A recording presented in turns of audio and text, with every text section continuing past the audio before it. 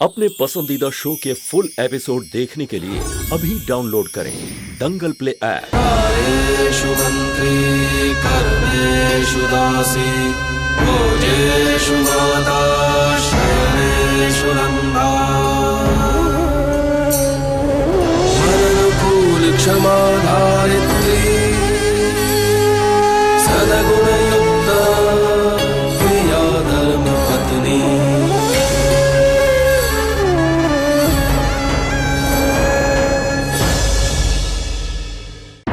माँ, मैंने निर्णय लिया है कि ये बाबत में निर्णय मैं नहीं सुनाऊंगा। पूरा गांव का मालिक तू है। आज तक हर समस्या पर निर्णय तूने लिया है, तो आज तू निर्णय नहीं लेगा तो कौन निर्णय लेगा? संतु महियावंशी।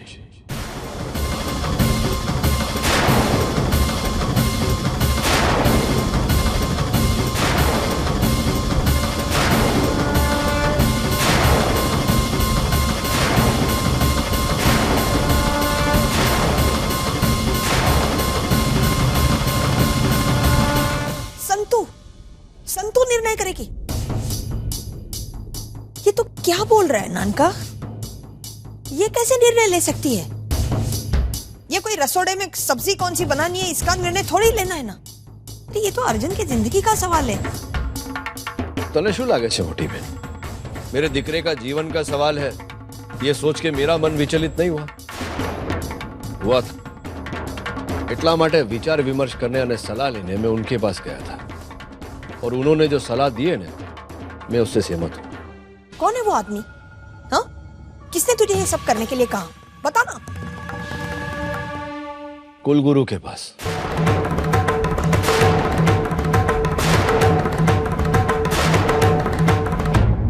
कुलगुरु? हाँ, कुलगुरु के पास।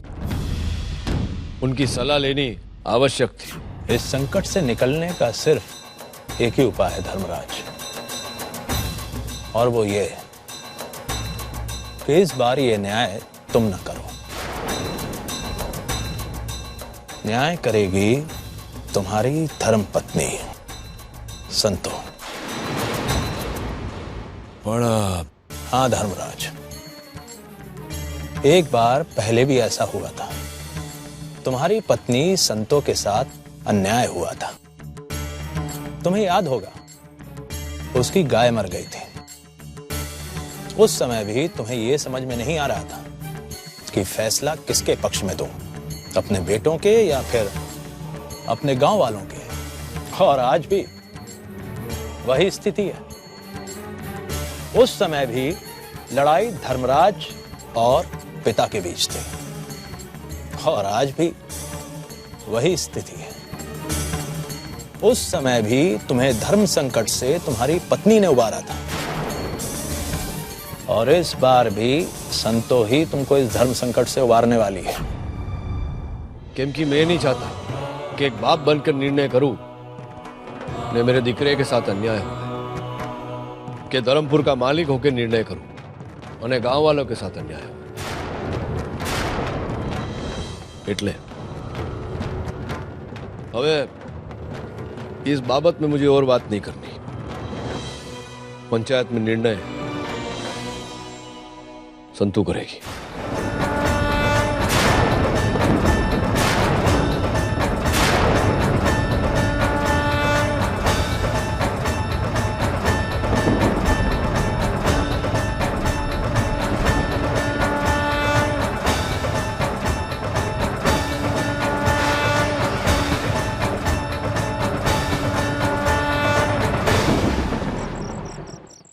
लेकिन शशांक, अर्जुन भी हितेन भाई, मौलिक और सूरज की तरह मेरा भाई ही है। चाहे हमने बचपन साथ बिताया ना हो, लेकिन हमारा खून तो एक ही है ना। न्याय जो भी फैसला करे शशांक, मुझे दोनों में से एक भाई के साथ समझौता करना ही होगा। कद्दू, मुझे भी इसी बात का डर है, क्योंकि संतों के लिए फैसला करना बहुत मुश्किल होगा। मुझे नहीं लगता कि संतू के पास और कोई रास्ता है। उसे चुनना किसी एक को है, हितेन या फिर अर्जुन। वो पता नहीं किसे चुनेगी। वो चाहे किसी भी चुने कर दो।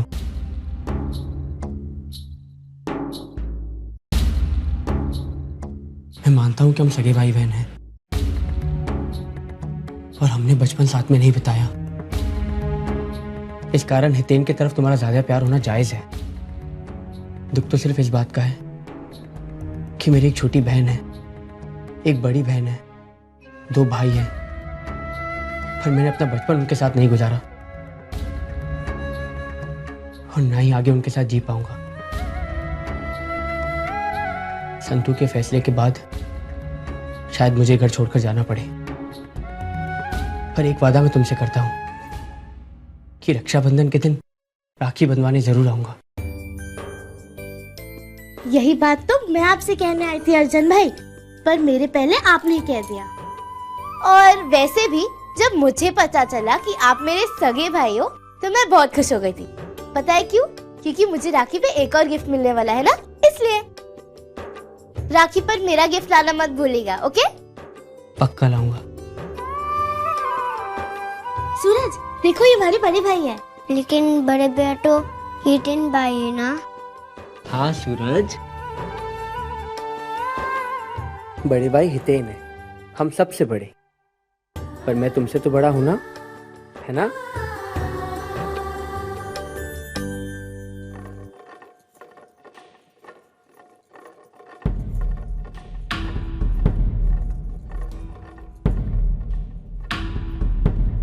मालकिन, आप कल के फैसले के बारे में सोच रही है ना? मालिक ने आप पर जो जिम्मेदारी डाली है वो निभाना बहुत ही मुश्किल है,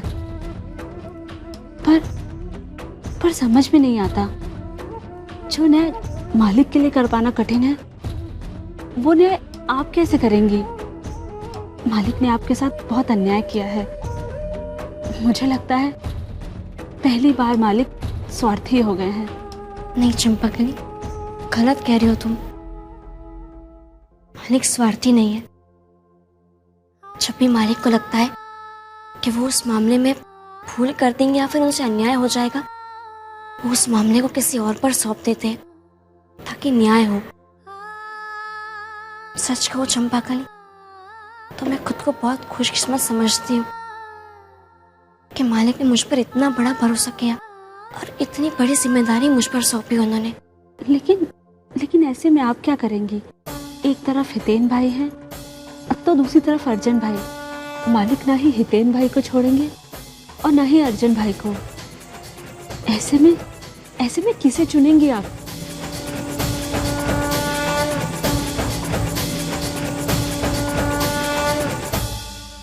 बेटा, तूने संतू पर फैसला छोड़कर संतू को दुविधा में डाल दिया। अब तेरी बात बरोबर है। मुझे भी ऐसा लगता है कि मैंने संतू को ये उत्तरदायित्व दिया तो वो दोहरी मार में फंस गई है। जो वो अर्जुन के हित में निर्णय लेवे तो हितेन उसे अन्याय समझेगा, और अर्जुन के विरुद्ध निर्णय लेवे तो वो स्वीकार नहीं करेगा। कुलगुरु ने बरोबर बोला था कि उस कुर्सी पे बैठ के संतू ने एक बार उचित न्याय किया, पर इस बार बात जुदी है, प्रकरण भिन्न है। मुझे नहीं लगता कि उसे निर्णय करने के लिए अकेला छोड़ना चाहिए। मालिक, क्यों नहीं छोड़ सकते आप ये निर्णय मुझ पर? क्या आपका मुझ पर से भरोसा उठ गया है, या फिर आपको लगता है कि मैं अन्याय करूंगी? मुझे इस बात की खुशी है कि आपने मुझे इस लायक समझा कि ये निर्णय मैं कर सकूं। मैं जानती हूँ कि ये निर्णय करना आपके लिए बहुत कठिन है, क्योंकि इसमें आपके दोनों बेटों की खुशी का प्रश्न है, और मैं नहीं चाहती कि निर्णय के बाद कोई यहाँ पर उंगली उठाए। ये मैं सहन नहीं कर सकती। मुझ पर भरोसा रखिए मालिक, मैं उस कुर्सी की गरिमा को बनाए रखूंगी जो मैयावंशी परिवार ने आज तक बनाए रखी है। मैं आपको विश्वास दिलाती हूँ कि निर्णय के बाद आपको इस बात का अफसोस नहीं होगा ये निर्णय आपने मुझ पर छोड़ दिया है। मैं आप दोनों का आशीर्वाद लेने आई थी। कर्मेषु दासी भोजेषु माता शयनेषु रंभा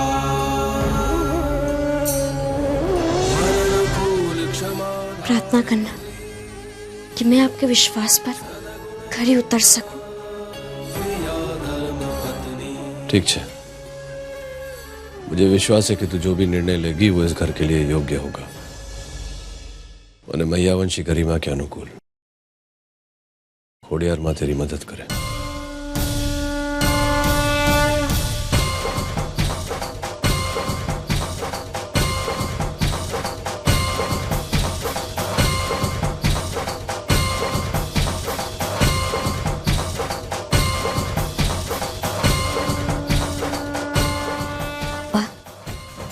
मैं आपको वचन देती हूँ कि निर्णय मालिक के दोनों बेटों के हित ही होगा और दोनों में से किसी को भी घर छोड़कर नहीं जाना पड़ेगा। भगवान करे ऐसा ही हो।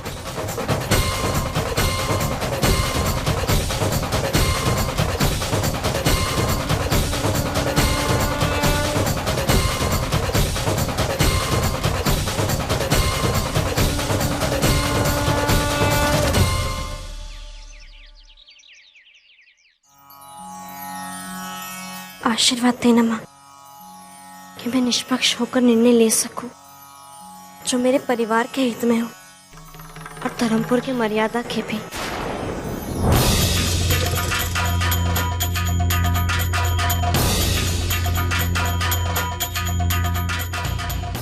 तो क्या फैसला सुनाएगी आज? भरी पंचायत के सामने अपना ये मुंह फाड़ के क्या जहर उगालेगी बताना। नानका ने तो बोल दिया संतू मैयावंशी धर्मपुर की मालकिन फैसला सुनाएगी। अरे लेकिन मुझे पता तो चले कि ये संतू मैयावंशी क्या फैसला सुनाएगी। देख संतुड़ी, बरसों बाद नानका और सुभद्रा का खोया हुआ बच्चा वापस मिला है। ये परिवार एक हुआ है और मैं नहीं चाहती कि ये परिवार फिर से टूट जाए। आज तू जो भी फैसला सुनाएगी, या तो अर्जुन को इस घर को छोड़ के जाना होगा या फिर हितेन घर छोड़ के चला जाएगा। लेकिन दोनों सूरत में ये घर एक बेटा खो देगा कि परिवार टूट जाएगा। मां बनने का बड़ा शौक है ना तुझे, लेकिन इस घर से एक बेटा तू छीनेगी आज, और इसका कारण बनेगी सिर्फ तू। समझी? सिर्फ तू।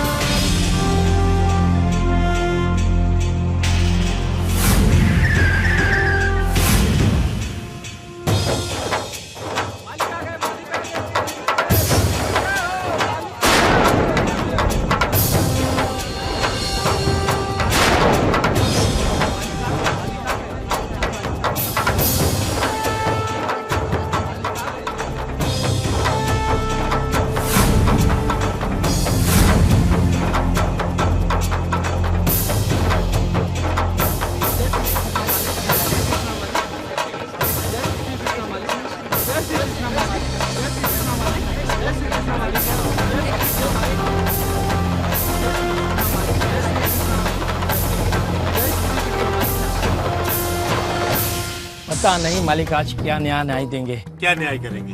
अपने बेटे की सुनेंगे? अरे ऐसी बात नहीं है, मालिक जब भी न्याय करते हैं अपना पराया कभी नहीं देखते। वो हमेशा गांव वालों की मान मर्यादा का ध्यान रखते हैं।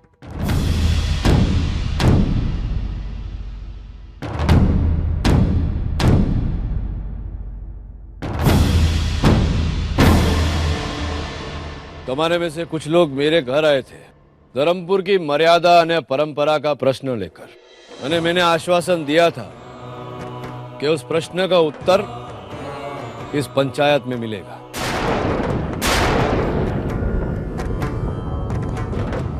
अबे ये बात सिद्ध हो चुकी है कि अर्जन मेरा दिकरा है અને उसकी पत्नी खेमी मेरी पत्नी संतू की बहन होने के नाते रिश्ते में अर्जन की मासी लगती है।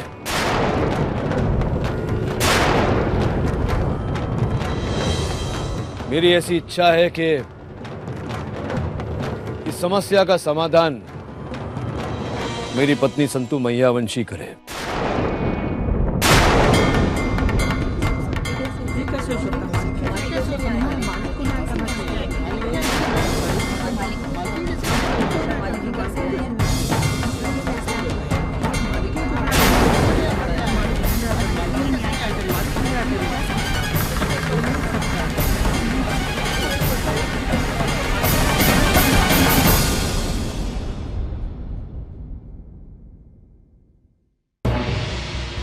आज के पहले भी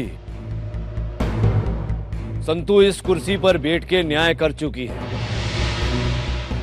और मैं आप सबको विश्वास दिलाता हूं कि इस बार भी आप में से कोई निराश नहीं होगा। चल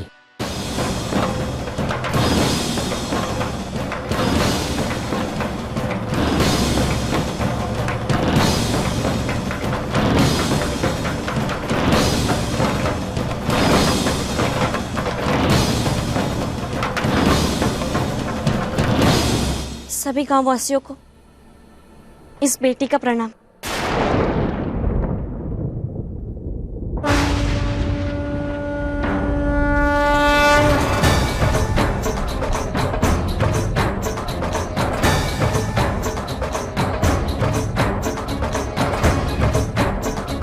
आज दूसरी बार मुझे मौका दिया गया कि मैं न्याय कर सकूं। मालिक ने मुझे मौका दिया कि मैं इस कुर्सी का मान बनाए रखूं और मैं पूरी कोशिश करूंगी निष्पक्ष होकर निर्णय ले सकूं। अर्जुन जी, बनेवीलाल मालिक के बेटे साबित हुए, इसी नाते बहना उनकी मासी लगी और हमारे नीति नियमों के अनुसार एक भांजे और मासी के बीच पति पत्नी का रिश्ता नहीं हो सकता।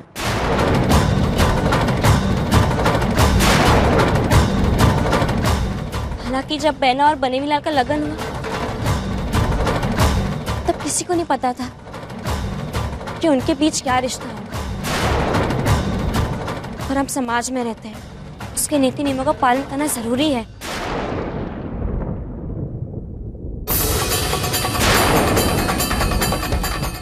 फिर चाहे हमें कष्ट क्यों ना हो। इसीलिए मेरा ये निर्णय है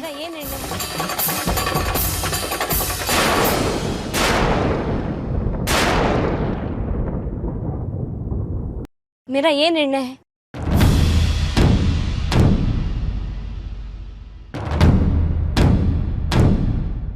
बनेवीलाल और बहना को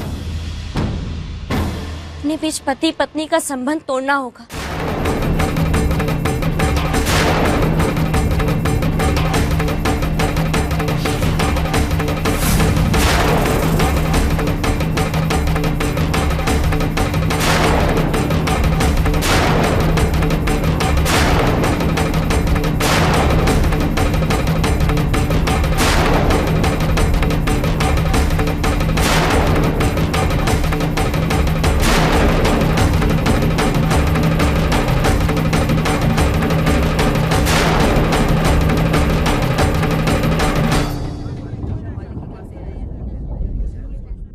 ये कहते हुए मुझसे ज्यादा पीड़ा किसी और को नहीं हो रही होगी,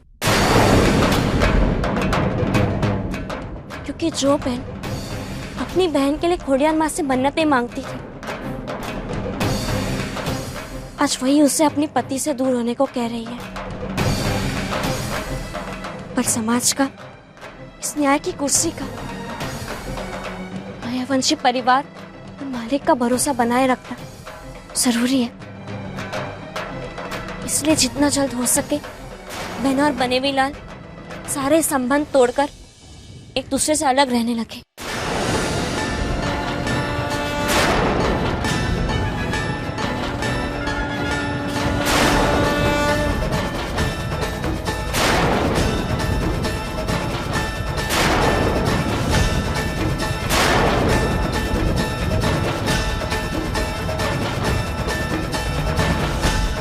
यही इस कुर्सी का न्याय है।